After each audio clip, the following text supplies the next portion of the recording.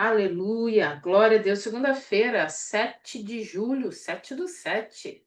7 de julho de 2025, segunda-feira. O Senhor é bom em todo tempo nosso Deus é bom. Louvado seja o nome do Senhor que tem nos permitido estar aqui. Quero já agradecer a quem está acompanhando com a gente, a quem se esforça a estar conosco na segunda-feira, quem tem estado depois lá na gravação do YouTube. Você que pode, por favor, vai lá, encaminha para alguém, faz aquilo que a gente precisa, que o YouTube vai espalhar a palavra do Senhor. Tem tanta coisa aí, né? Então a gente precisa colaborar para que a palavra do Senhor chegue. Nós estamos quase concluindo o livro de Josué, já prepara sua Bíblia, os seus notes, arruma um cantinho para você sentar. Você tem sentido falta de alguém que não tem estado com a gente? É hora de você, se você tem uma certa intimidade, talvez fazer uma ligação, dar um toquezinho para a pessoa lembrar que a gente já começou o nosso estudo. Vamos orar? Senhor Jesus, santo é o teu nome, nós louvamos a Ti, Pai de glória, pela oportunidade de servir, de aprender da Tua palavra. O Senhor é maravilhoso, nós louvamos a Ti, te glorificamos. Nesta noite, Senhor, visita o nosso coração, visita a nossa mente, os nossos ouvidos, Senhor, que venhamos entender, Espírito Santo, aquilo que o Senhor quer tratar conosco nessa noite. Eu sei, nós cremos que a tua palavra, ela cura, ela alimenta, ela sara todas as coisas, ela traz à vida os mortos, ela faz milagres. E nesta noite, Senhor, eu oro a Ti pelo poder que há no Teu nome, que a Tua palavra venha fazer aquilo que lhe apraz, como a espada de dois gumes, que entra na divisão da alma e do espírito, como a palavra que alimenta, como o pão vivo, fresco do céu e uma água ao sedento. Não nos deixe ficar confusos, Senhor, nesta noite, e que o Senhor tenha liberdade no nosso meio, visitando cada um conforme a sua vontade. Eu lhe agradeço, Senhor, no nome santo de Jesus. Amém. Glória a Deus. Josué, capítulo 21. Nós encerramos o capítulo 20 na última vez, falamos sobre a cidade refúgio, e eu quero compartilhar com você aqui. Deixa eu achar. Achei a nossa tela da anotação aqui do capítulo 21.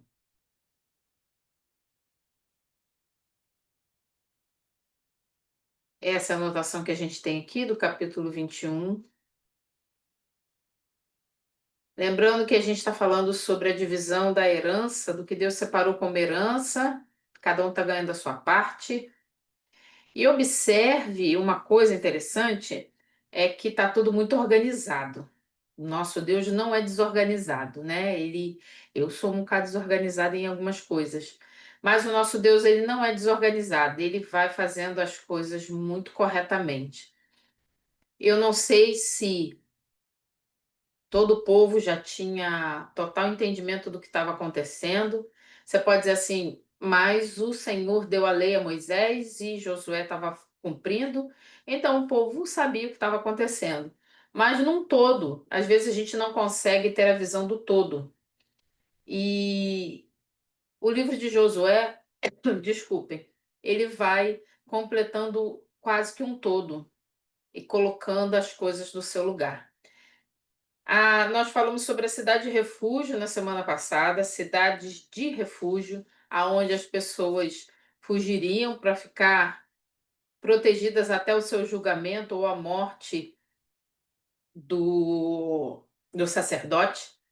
Vimos o porquê disso e agora nós vamos ver as cidades dos levitas. E de repente você vai estar aí, ué, meu irmão, mas foi dito que levita não recebia cidade, não tinha herança, como é que tem cidade para levita? É aí que eu quero que você preste bastante atenção.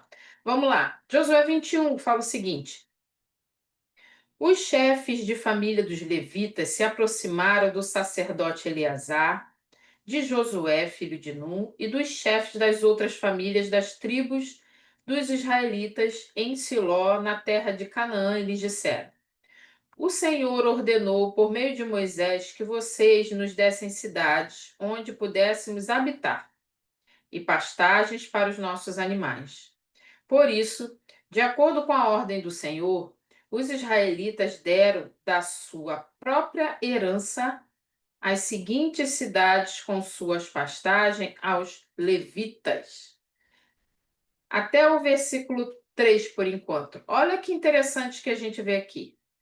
Todas as vezes nós lemos, e foi repetidas vezes falando, os levitas não receberão herança, os levitas não receberão terra, porque os levitas recebem da herança do Senhor. Mas aqui os levitas vão lá pedir um local para viver e para cuidar de rebanho. Parece um negócio meio sem sentido, né?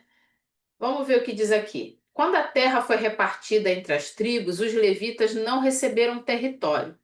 Mas o capítulo 21 relata a entrega de cidades a eles. Eles não recebem territórios, mas algumas cidades eles vão receber. Por meio de Moisés, Deus havia ordenado que as 12 tribos concedessem algumas cidades com pastagens aos levitas. Vai lá em Números capítulo 35. Deixa aí a sua Bíblia marcada em Josué, que a gente vai voltar para Josué. Vai para Números 35.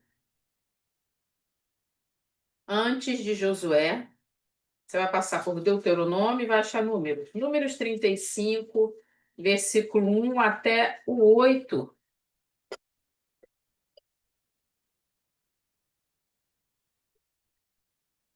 Números 35, versículo 1 diz assim: Nas campinas de Moabe, junto ao Jordão, frente a Jericó, o Senhor disse a Moisés: Ordene aos israelitas que da herança que possuem deem cidades para os levitas morarem, e deles também pastagens ao redor das cidades. Assim eles terão cidades para habitar e pastagens para o gado, para os rebanhos e para todos os seus outros animais de criação. As pastagens ao redor das cidades que vocês derem aos levitas se estenderão para fora 450 metros, a partir do muro da cidade. Do lado de fora da cidade, meçam 900 metros para o lado oeste, para o lado sul, para o lado oeste e para o lado norte, tendo a cidade no centro. Eles terão essa área para pastagens das cidades. 6 das cidades que vocês derem aos levitas serão cidades de refúgio, para onde poderá fugir quem tiver matado alguém. Além disso, deem a eles outras 42 cidades. Ao todo, vocês darão aos levitas 48 cidades, juntamente com as suas pastagens. As cidades que derem aos levitas das terras dos israelitas deverão ser dadas proporcionalmente à herança de cada tribo. Tomem muitas cidades da tribo que tem muitas, mas poucas da que tem poucas. Olha que coisa interessante. Os levitas, eles agora chegam diante de Josué e fazem o pedido em cima do que o Senhor tinha ordenado através de Moisés. Mas essa distribuição de cidades não era assim acaso. Primeira coisa que a gente pode observar. Lembra que a gente tem falado o seguinte: o Senhor deu a herança, o Senhor deu as terras, o Senhor foi dando para cada tribo, foi a herança que o Senhor deu. Então, o Senhor não separou um território específico aos levitas. O que que o Senhor fez? Todas as outras tribos receberam seu território e agora cada um vai doar do seu aos levitas.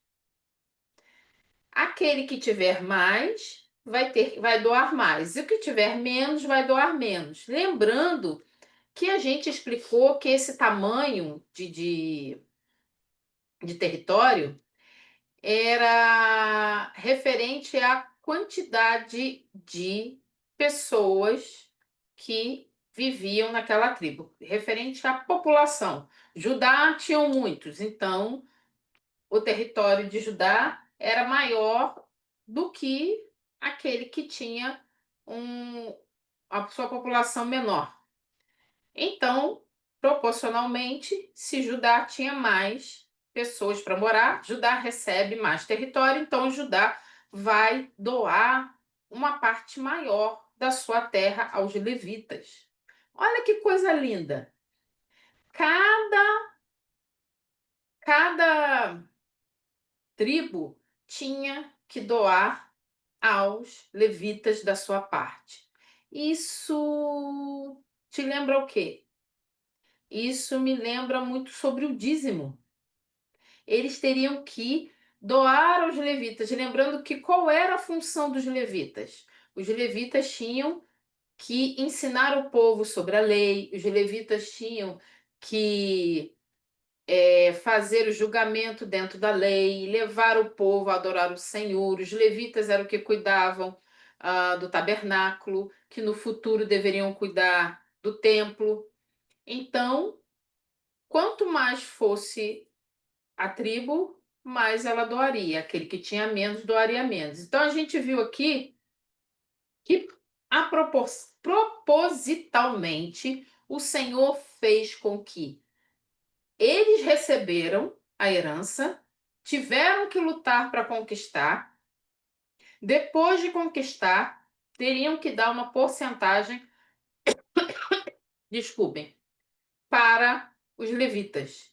Porque os levitas teriam que habitar próximo às tribos.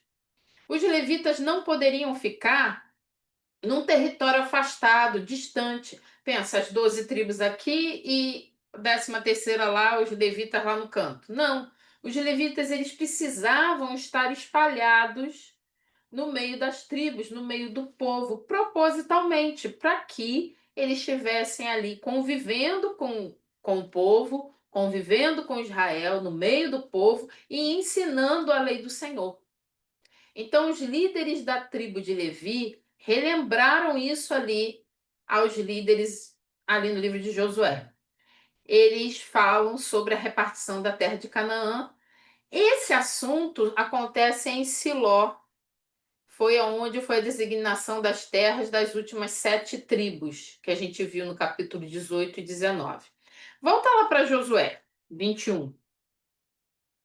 Vamos ler lá. O versículo 3 de Josué 21 diz assim: ó, por isso, de acordo com a ordem do Senhor, os israelitas deram da sua própria herança as seguintes cidades com suas pastagens aos levitas. As cidades tinham que ter pastagens, porque os levitas precisavam cultivar e ter o seu rebanho, para eles terem como se alimentar. Mas a gente vai ver algo interessante aqui. O que é que vai acontecer? Vai ser sorteado. Lembra que funcionava na base do sorteio? O Urim e o Tumim, o sacerdote ali, fazia o sorteio e ia separando. Só que tinha uma porção que já havia sido falada por Deus. A gente leu lá em Números 35, tá? Segue na sua Bíblia. Josué 21:4 fala assim: a sorte saiu primeiro para os coatitas, clã por clã. Os levitas, que eram descendentes do sacerdote Arão, receberam 13 cidades das tribos de Judá, de Simeão e de Benjamim. Os outros descendentes de Coate receberam 10 cidades dos clãs das tribos de Efraim e de Dan, e da metade da tribo de Manassés. A gente vê aqui que os levitas já estão começando a ser espalhados no meio das tribos, tá? Quem são esses levitas? Eram os descendentes de Arão, isso que a gente leu aqui. Versículo 6. Os descendentes de Gerson receberam 13 cidades dos clãs das tribos de Isacar, de Assé e de Naftali, e da metade da tribo de Manassés estabelecida em Bassã.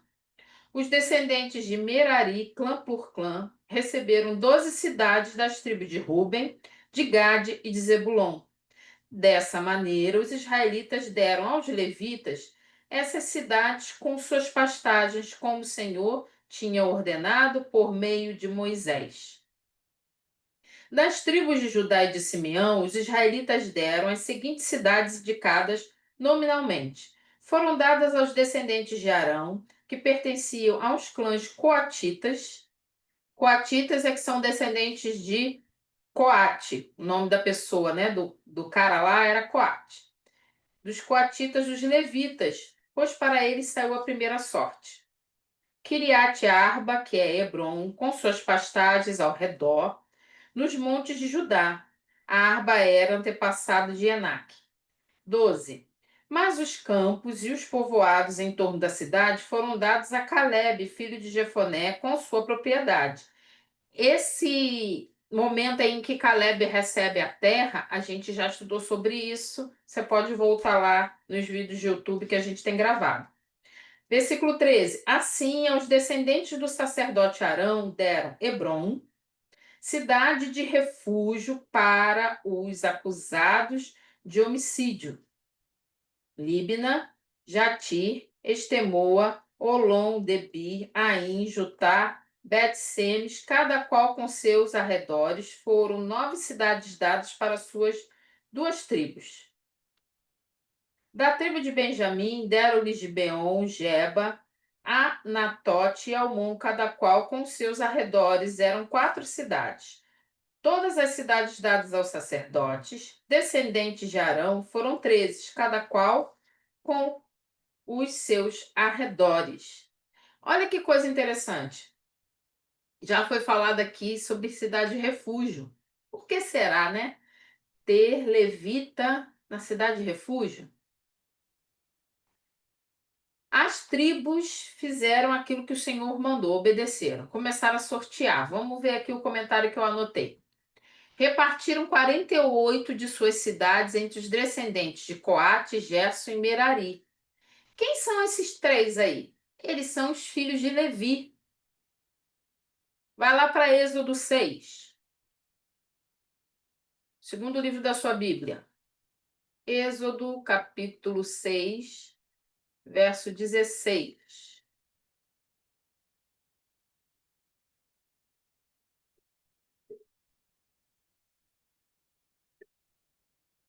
Êxodo 6, do versículo 14 em diante, está falando sobre a genealogia de Moisés e Arão.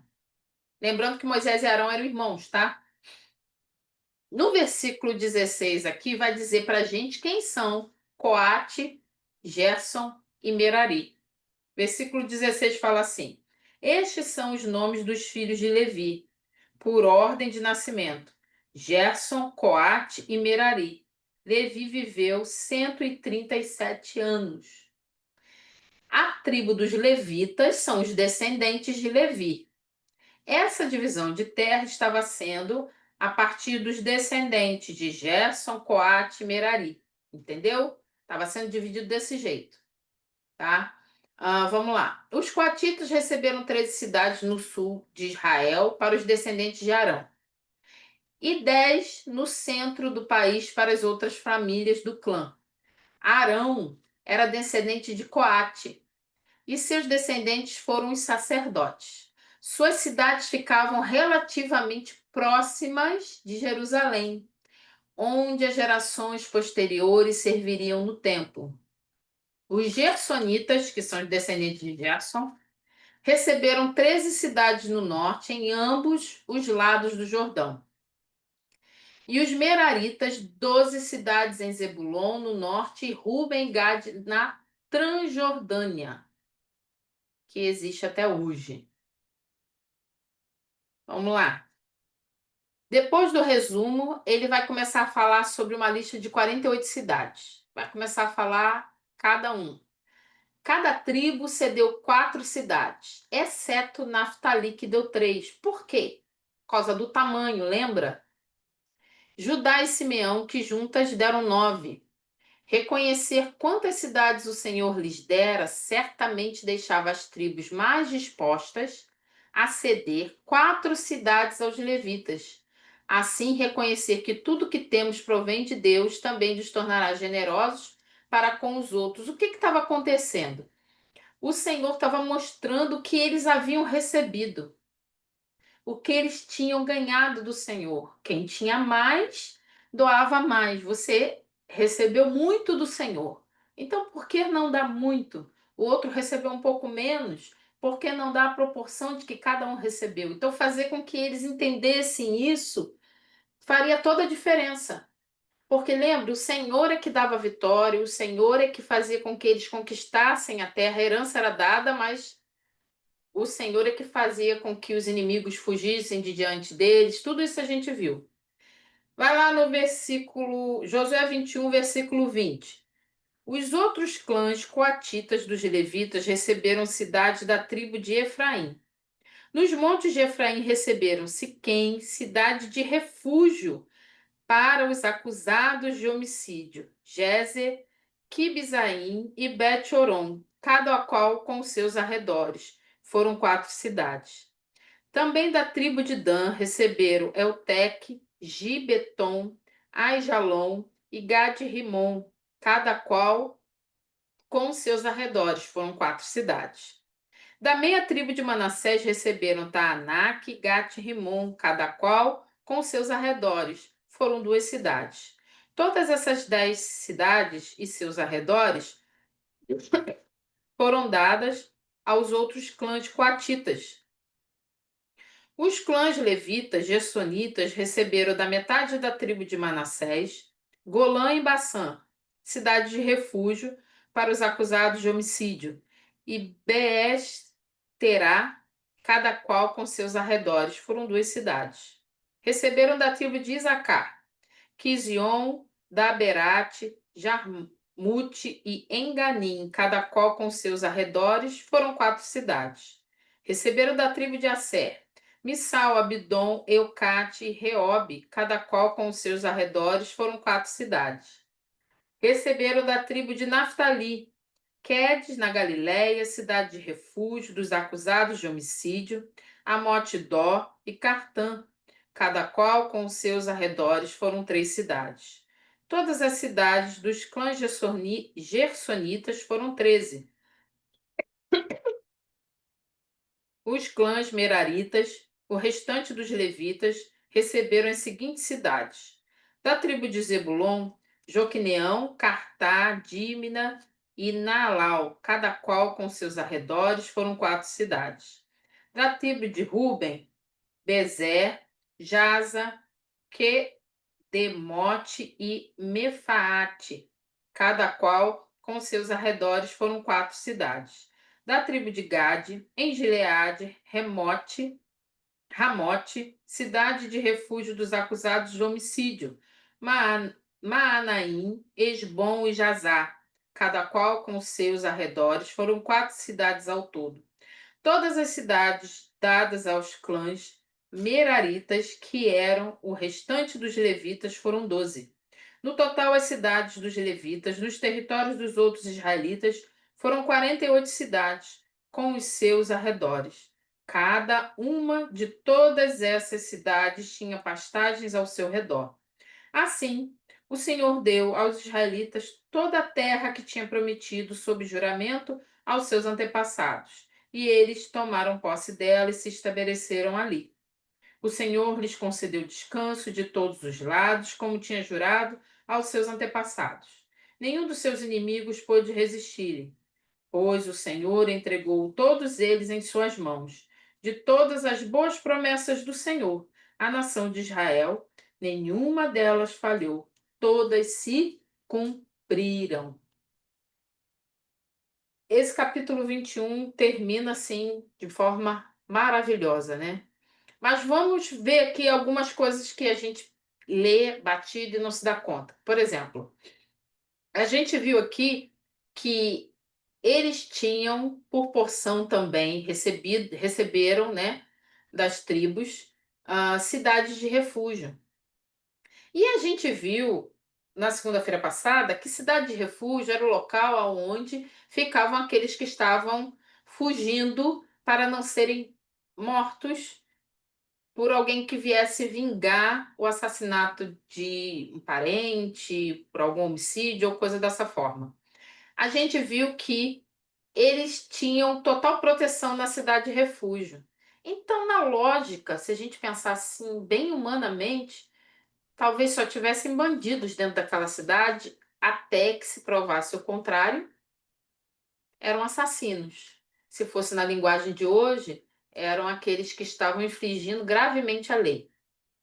Mas o que que o Senhor fez? Ele pega porções da cidade de refúgio e também faz com que os levitas recebam essas cidades. Por quê? Era necessário que aquelas pessoas que estavam vivendo na cidade de refúgio não fossem abandonados pela lei do Senhor, pelo ensino da lei do Senhor. Eles precisavam ter um sacerdote, eles precisavam, ainda que estivessem dentro daquela cidade sem poder sair, ouvir da palavra do Senhor, aprender sobre a lei do Senhor, aguardando o seu julgamento.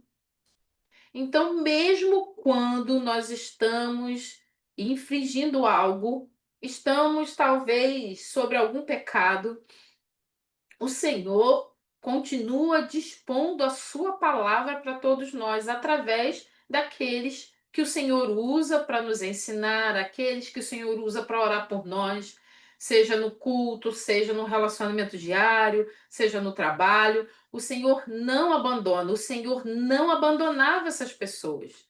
Lembra que a gente viu que a cidade de refúgio, na realidade, ela estava protegendo as pessoas de dentro dos de fora. Diferente das prisões de hoje em dia, que protegem os de fora dos de dentro, né? As prisões fazem com que aquelas pessoas, evitam com que as pessoas saiam dali para proteger a sociedade. Na realidade, a cidade de refúgio fazia o contrário, para que o vingador não viesse a alcançar. Então, aquelas pessoas que estavam dentro daquela cidade estavam sendo protegidas, estavam sendo tratadas pelo Senhor, pelos sacerdotes, ouvindo da palavra, aprendendo do Senhor, até que chegasse o momento do seu julgamento. Então, ainda assim, o Senhor não abandonava com a sua lei. E isso me chamou muita atenção, porque o Senhor não separou a herança, mas fez com que os próprios irmãos, todas as outras tribos, cada um doasse parte daquilo que tinha, para que houvesse levitas em cada área das tribos. Como cada um teve que doar uma parte do que tinha, então tinha levita morando, vivendo, cultivando, aonde estavam as pessoas de Judá, onde estavam as pessoas de Simeão, onde estavam as pessoas de Isacar. Tinham levitas ali naquelas tribos, em Naftali, em Manassés, tinham levitas. Ninguém podia dizer que não aprendiam da palavra. Não tinham ninguém para ensinar, ninguém para cuidar. O Senhor já preparou tudo perfeitamente. Por isso que eu falei no começo que Deus não vai fazendo assim. Não, acho. Poxa, o levita ficou tudo sem terra, né? Mudei de ideias, não receberam o território. Vou fazer o seguinte agora. Vou fazer com que cada um dê uma parte, aí a gente resolve o problema. Não foi dessa forma. Estava tudo já pronto. O Senhor não permitiu que eles recebessem território, porque eles teriam o que era do Senhor, mas ao mesmo tempo eles não ficaram sem ter onde viver, sem ter onde cultivar, sem ter onde morar, e ainda assim estavam no meio do povo para ensinar o povo. Olha o que eu anotei aqui. Ah, eles começaram a numerar as cidades, foi o que a gente leu, né? Ele vai repetindo tudo, inclui as pastagens em torno das cidades, tinha local para que os levitas pudessem cultivar e cuidar do seu rebanho. Desse modo, as tribos forneciam habitação e sustento aos levitas. Olha que interessante. As tribos tinham por obrigação fornecer habitação e sustento aos levitas. Os levitas, eles não trabalhavam por si mesmos. Cada tribo, ela ofertou de alguma forma, para que os levitas pudessem ter a subsistência. Quando os israelitas eram fiéis em suas ofertas e dízimos, os levitas podiam se dedicar a seus ministérios. Quer ver? Vai lá em Números 18. Volta aí, você está em Josué, volta um pouco. Passa Deuteronômio, Números 18, 8.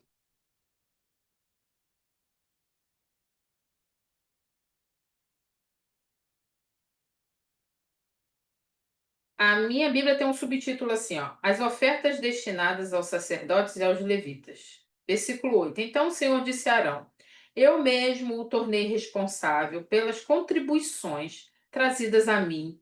Todas as ofertas sagradas que os israelitas me derem, eu as dou como porção a você e a seus filhos. Das ofertas santíssimas, vocês terão a parte que é poupada do fogo. Dentre todas as dádivas que me trouxerem como ofertas santíssimas, seja oferta de cereal, seja pelo pecado, seja de preparação, tal parte pertence a você e aos seus filhos, como-na como algo santíssimo. Todos os do sexo masculino a comerão, considerem-na santa. Também dou a você e a seus filhos e filhas, por decreto perpétuo, as contribuições que lhes cabe de todas as ofertas dos israelitas e que devem ser ritualmente movidas. Todos os da sua família que estiverem cerimonialmente puros poderão comê-las. Dou a você o melhor azeite, e o melhor vinho novo, e o melhor trigo que eles apresentarem ao Senhor como primeiros frutos da colheita. Todos os primeiros frutos da terra que trouxerem ao Senhor serão de você. Serão de você. Todos os da sua família que estiverem cerimonialmente puros poderão comê-los. Tudo o que Israel for consagrado a Deus pertencerá a você. Olha que coisa mais linda! Tudo aquilo que Israel dava ao Senhor, de melhor, o Senhor dava aos levitas. A gente está falando muito, né? Nós estamos em tempo de ah, reconstrução de muros. Vai lá em Neemias, capítulo 12. Estamos em 4 meses de jejum e oração. Estamos aprendendo sobre o profeta Neemias. Neemias 12, 44.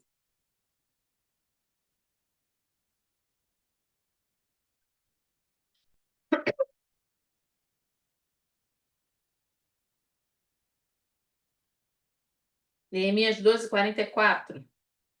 Naquela ocasião foram designados alguns encarregados dos depósitos onde se recebiam as contribuições gerais, os primeiros frutos e os dízimos. Das lavouras que havia em torno das cidades, eles deveriam trazer para o depósito as porções exigidas pela lei para os sacerdotes e para os levitas. E de fato, o povo de Judá estava satisfeito com os sacerdotes e os levitas que ministravam no templo. Eles celebravam o culto ao seu Deus e o ritual de purificação, dos quais também participavam os cantores e os porteiros, de acordo com as ordens de Davi e do seu filho Salomão. Pois muito tempo antes, nos dias de Davi e de Asaf, havia dirigentes dos cantores e pessoas que dirigiam os cânticos de louvor e de graças a Deus. Assim, nos dias de Zorobabel e de Neemias, todo Israel contribuía com ofertas diárias para os cantores e para os porteiros. Também separavam a parte pertencente aos outros levitas, e os levitas separavam a porção dos descendentes de Arão.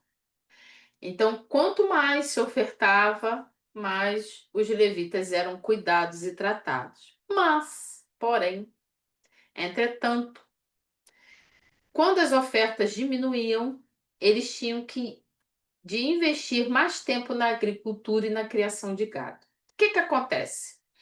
Todos precisam viver. Lembra que parou de chover maná. Não está mais chovendo comida do céu. Os sacerdotes, os levitas, precisam viver. Quanto mais eles recebessem, mais tempo eles teriam para se dispor ao estudo da lei, a ensinamento, a julgar as causas, a cuidar daquilo que era do Senhor. Recebe menos, o que eles tinham que fazer? Agora eu vou ter que dedicar à agricultura, vou ter que dedicar a criar o gado, porque nós precisamos nos alimentar. E, infelizmente, a gente vai ver que em muitas situações vai diminuir. Já está em Neemias 12. Vamos ler o 13, o versículo 10 e o 11.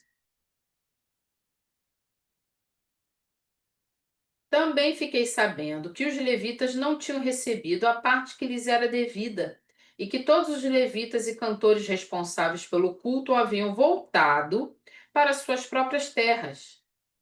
Por isso, repreendi os oficiais e lhes perguntei: por que essa negligência com o templo de Deus?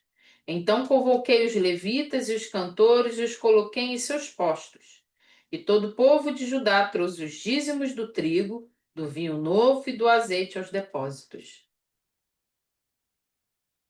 Eram menos ofertas e eles precisavam trabalhar.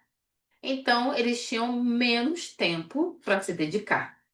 A gente vê muito isso, a gente vê muito isso, não. A gente vê isso nos dias de hoje, por exemplo. A igreja às vezes não tem condições de manter o pastor, os líderes, mas às vezes existem igrejas que têm condições e preferem não fazer. Uns preferem não dizimar, não ofertar. Gente, é uma reação em cadeia. Quando o calo aperta, a gente quer que os nossos líderes, aqueles que estão liderando a igreja, que são os pastores, são os, né, que estão ali de frente, sejam estejam com tempo para nos atender. Na hora de desespero, a gente quer que o telefone seja atendido. Na hora do pânico, a gente quer que nos ajude em oração, que entre com a gente numa batalha de oração pela madrugada. Mas muitas vezes nós fazemos como a gente leu aqui em Neemias 13, que ele disse que ficou sabendo que os levitas não estavam recebendo a sua porção. Nós queremos receber, mas não queremos doar. Tanto o dízimo como a oferta são bíblicos. A palavra de Deus fala. O dízimo, nós temos o ensinamento de dar os 10% daquilo que nós recebemos. Mas isso ainda é o mínimo. Muitas vezes a gente fica preocupado. Ah, mas pessoas ficam preocupadas. Ah, eu vou estar dando dinheiro, a oferta, sei lá para onde está indo o dinheiro, o que estão fazendo. Mas se nós congregamos nesse lugar, se nós nos alimentamos daquele lugar, só em chegar a gente sabe pelo menos por baixo para onde está indo o dinheiro. As despesas do templo. A gente viu que isso aqui é bíblico. As despesas do templo que precisam ser pagos, impostos que precisam ser pagos, o cuidado, a manutenção, o cuidado dos órfãos e das viúvas, dos necessitados, e ajudar e manter aqueles que deveriam estar vivendo do altar. Aqueles que ministram no altar, que vivam do altar, diz o apóstolo Paulo. A gente sabe que existe muito abuso de poder, infelizmente. E a gente vê isso, por exemplo, no profeta Ezequiel, que ele teve visão do que estava sendo feito no templo. Mas não é porque existem abusos em algumas situações, em alguns lugares, que nós não vamos manter aqueles que têm tido a sua vida diante do altar. Por quê? Porque se eles têm que se dedicar menos à oração, menos ao estudo da palavra, eles também têm menos tempo disponível para nos atender, eles vão ter que sobreviver, é exatamente o que acontecia aqui. Nós queremos muito receber, mas muitas vezes nós não queremos repartir, não queremos devolver, não queremos doar. Nós precisamos ofertar para que a igreja seja mantida. Nós precisamos dizimar para que os nossos líderes possam nos apoiar em oração, em jejum. Pensa, pastores, líderes que precisam trabalhar demasiadamente, ainda tem que cuidar das demandas da igreja, das demandas das pessoas, aconselhar casais, ajudar jovens, famílias. Muitos estão se dedicando tanto que estão ficando doentes. E a igreja é consumindo. Nós precisamos entender que a casa do Senhor não é local para consumir. Aí eu vou lá para consumir, como quem entra numa loja, né? A gente paga e recebe. Muitos querem dar o seu dízimo ou a sua oferta, mas quer fazer o checklist de onde está sendo usado cada item, cada coisa. Aí de repente você vai dizer, minha irmã, mas a gente vai sair dando assim, sem saber o que está acontecendo? É muito fácil saber como está sendo usado. É muito simples. Quando nós vamos aonde nós congregamos, todos nós somos inteligentes o suficiente para perceber onde está sendo usado. Mas na hora que a situação aperta, a gente quer que aqueles que estão de frente estejam ligados com Deus o suficiente para nos dar uma resposta, para ser um canal de Deus para nos dar uma resposta, dispostos o suficiente para poder jejuar e orar, e com tempo hábil o suficiente para nos atender. E muitas vezes a gente não tem contribuído para isso. Então, as nossas ofertas também podem liberar as pessoas do trabalho, de obter sustento, para que possam dedicar aos ministérios. Vai falar, minha irmã, mas está só no Antigo Testamento. Tá, ok, vamos lá no Novo Testamento. Vamos lá em 1 Coríntios 9. Porque tem muita gente que pensa assim, não, mas dizimar e ofertar é coisa do Antigo Testamento. Ah, quem está lá vai viver de quê, né? 1 Coríntios 9,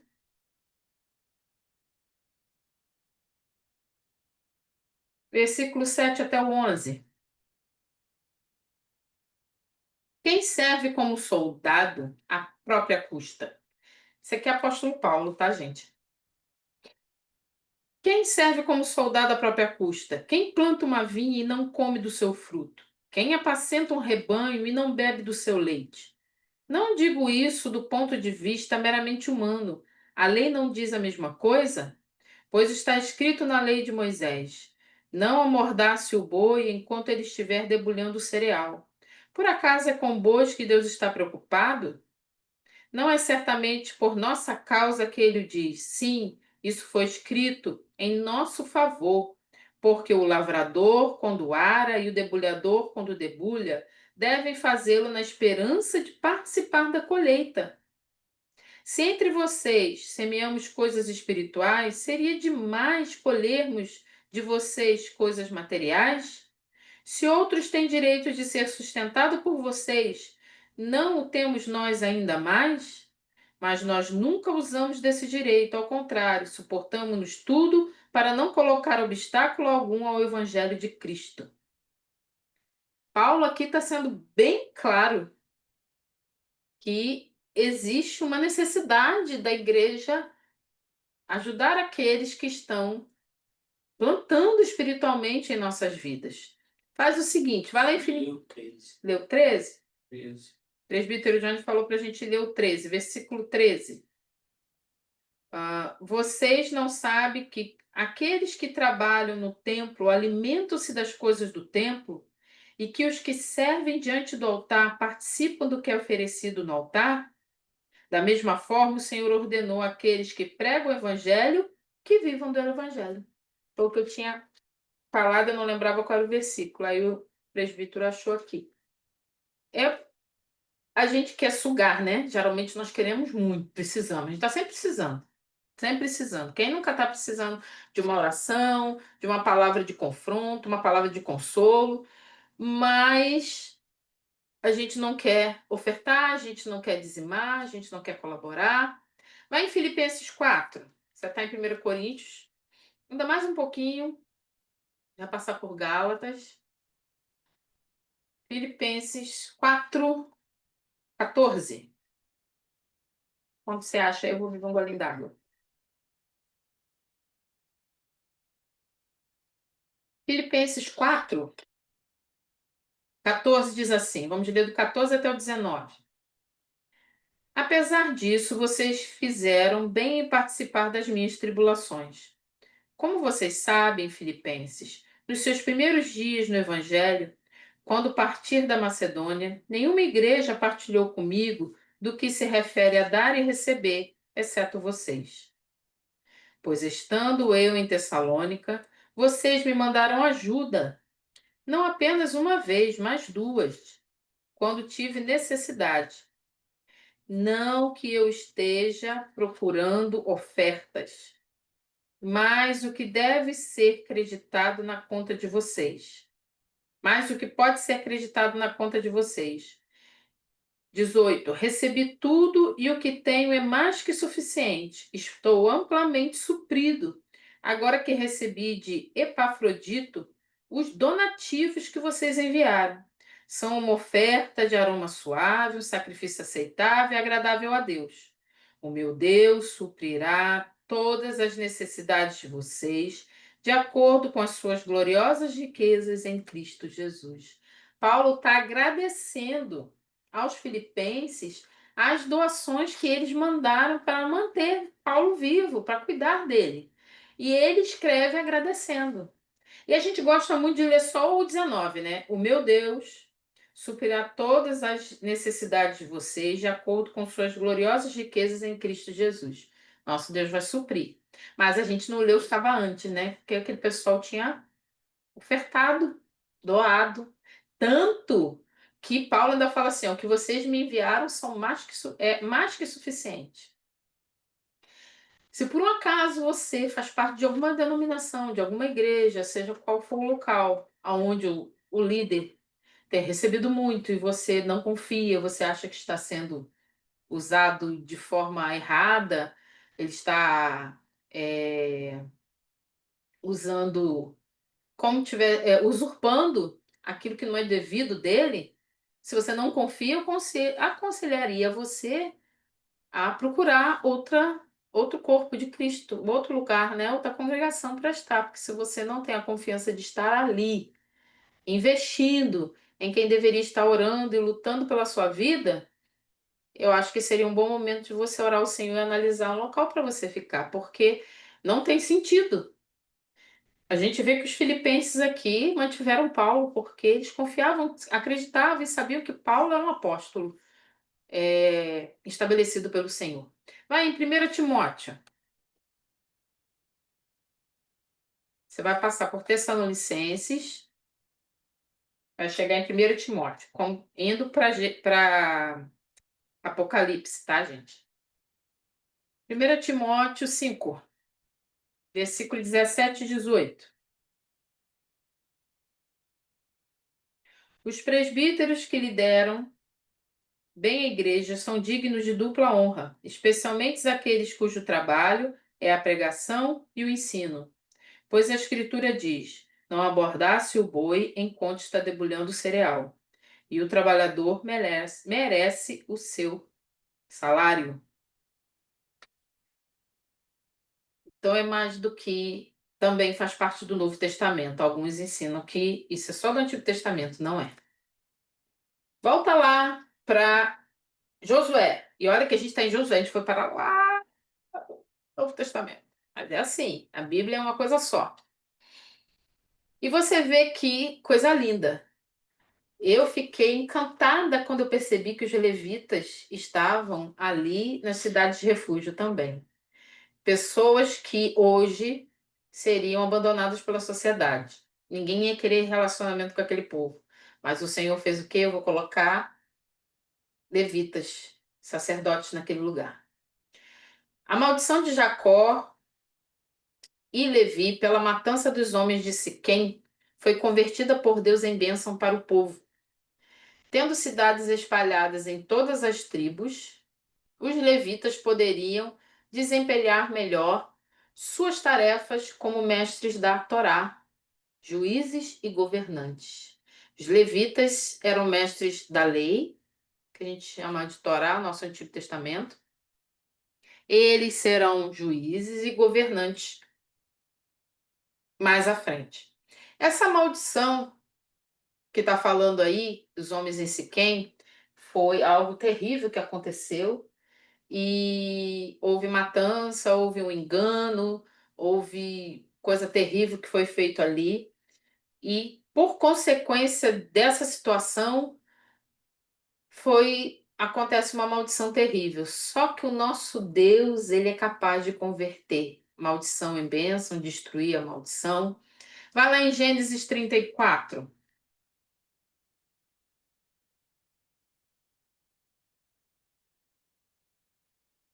Gênesis 34, vamos ler o do 25 até o 30.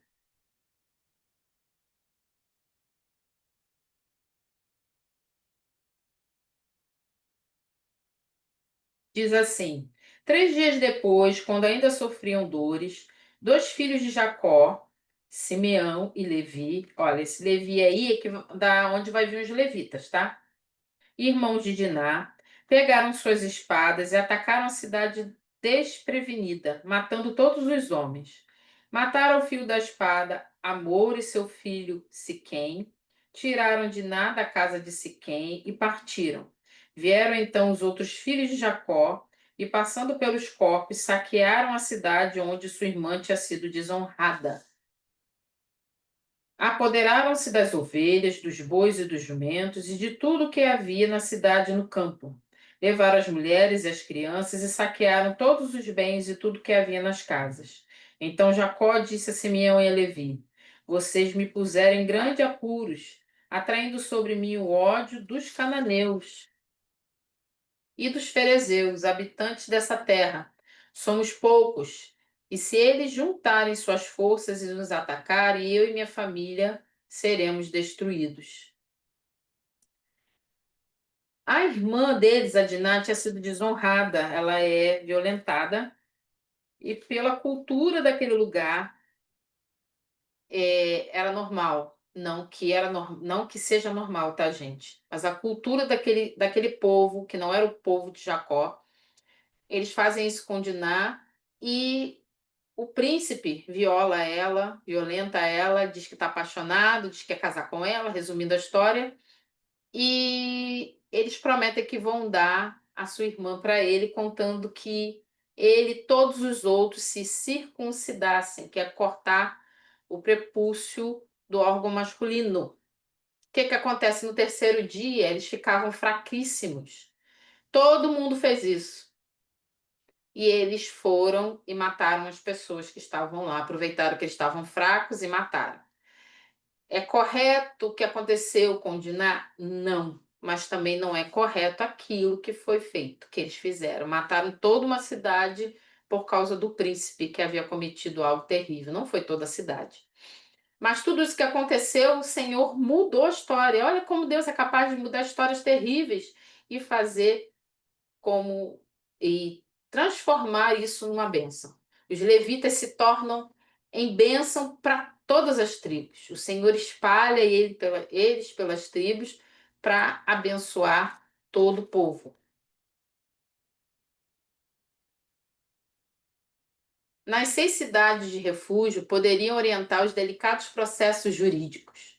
Sua presença e exemplo ajudariam o povo a manter-se fiel à aliança com o Senhor e evitar o sincretismo e a adoração a outros deuses. Para cumprir nossa missão de ser sal e luz do mundo e reino de sacerdotes, precisamos estar em contato com as pessoas, tanto as da nossa comunidade como aquelas que vivem onde o evangelho não é conhecido. Foi o que eu falei. O Senhor colocou os levitas na cidade de refúgio, e assim eles podiam orientar tanto a parte religiosa quanto a parte jurídica ali naquele lugar. E nós devemos fazer da mesma coisa, né?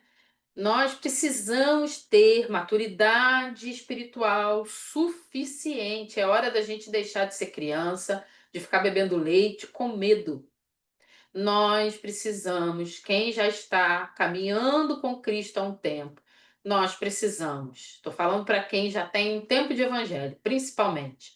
Precisamos deixar de ser criança na fé e ter base. O Senhor Jesus é quem salva. Ter as nossas raízes profundas, firmes. Assim, nós poderemos nos relacionar com outras pessoas e nós não seremos contaminados, mas nós faremos a diferença na vida da outra pessoa. Nós levaremos Cristo, as boas novas do Evangelho. Não seremos destruídos ou transformados, como foi falado aqui, né? Não entraremos num sincretismo religioso. O que é isso? Misturar várias religiões.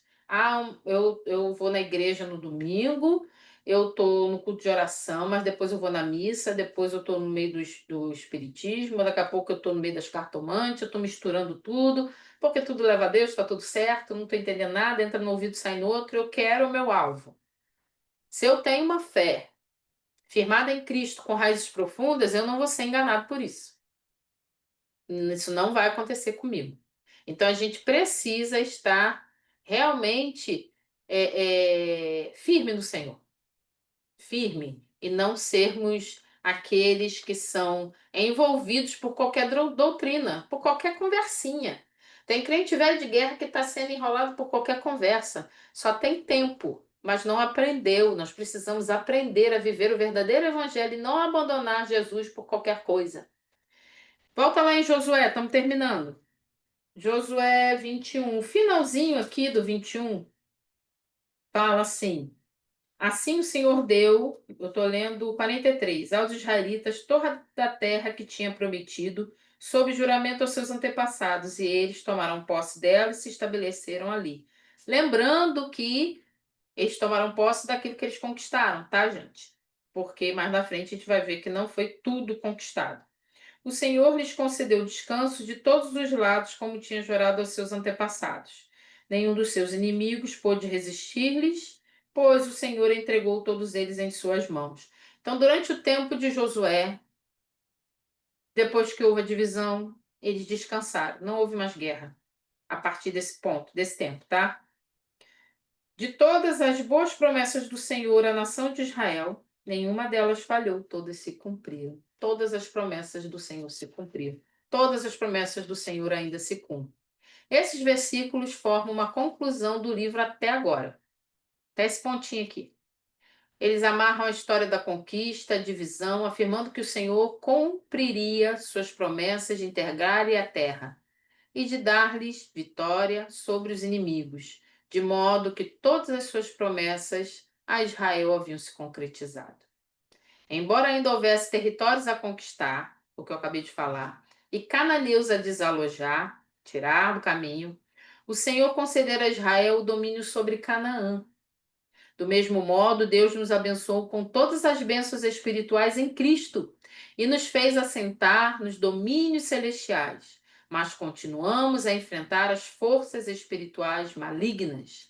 O Senhor já nos deu, mas a gente, enquanto nós estivermos nesta terra, nós vamos enfrentar forças malignas. Vai em Efésios. Estamos encerrando. Novo Testamento, Efésios, carta do nosso amado apóstolo Paulo aos Efésios, Efésios capítulo 1.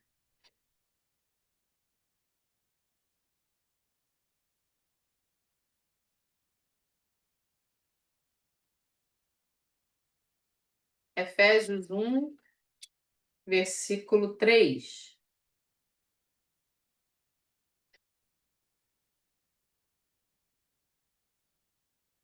Efésios 1, 3 diz o seguinte: Bendito seja o Deus e Pai de nosso Senhor Jesus Cristo, que nos abençoou com todas as bênçãos espirituais nas regiões celestiais em Cristo.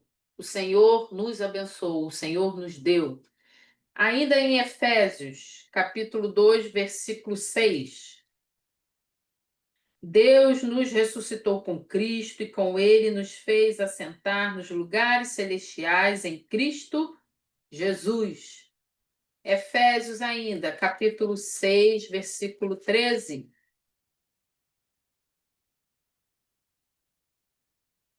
Por isso, vistam toda a armadura de Deus para que possam resistir no dia mau e permanecer inabaláveis depois de terem feito tudo. Paulo aqui está falando para permanecer firme quando vier o dia mau. Então, sinal que o dia mau vem. Mas a gente precisa permanecer firme. É porque o dia mau veio. Então, o Senhor não me deu tudo. O Senhor não cumpriu a promessa. Ele cumpriu, disse que o dia mau viria. Enquanto nós estivermos aqui. O dia mau veio sobre Israel.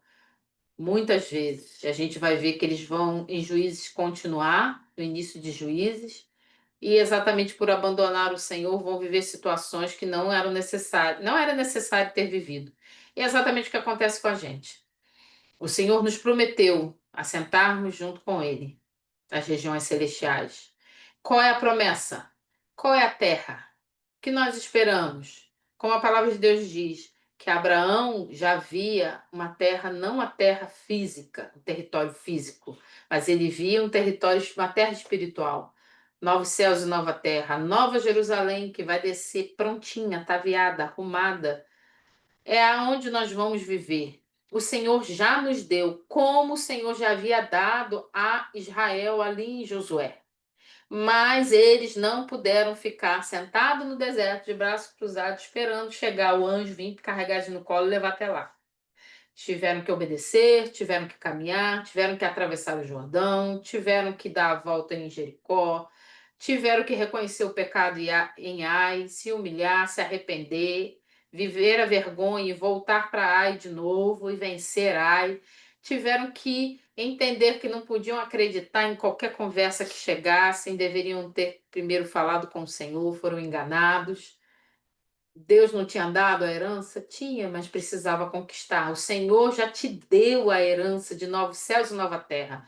Na cruz, no sangue de Cristo, que é suficiente. Minha irmã, mas aí é por obras, já que eu estou tendo que fazer. Então aqui também estava sendo por obras, se a gente pensar assim. Precisamos permanecer. Só vai conquistar, só vai receber, só vai alcançar a herança que o Senhor nos deu na cruz do Calvário, aquele que permanecer até o fim. Apocalipse diz: aquele que permanecer até o fim.